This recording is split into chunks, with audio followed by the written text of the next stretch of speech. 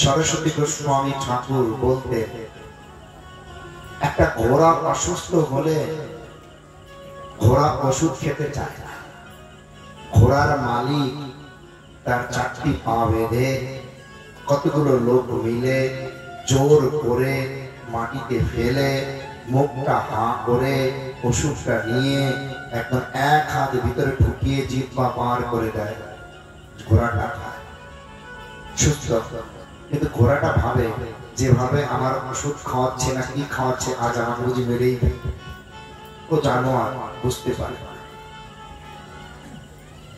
बहिर्मुख जीव संसारे आराम आराम से कुछ भी नहीं करना चाहता, কিছুই করতে চায় না, ভগবানের আরাধনা করতে চায় না। শূল পানি চক্র সম ওই গোলক বিহারী যদি কোনো জীবের প্রতি আকর্ষণ সৃষ্টি করে, তখন আপনা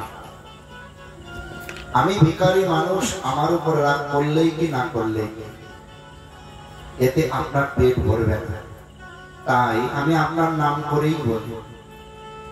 মনে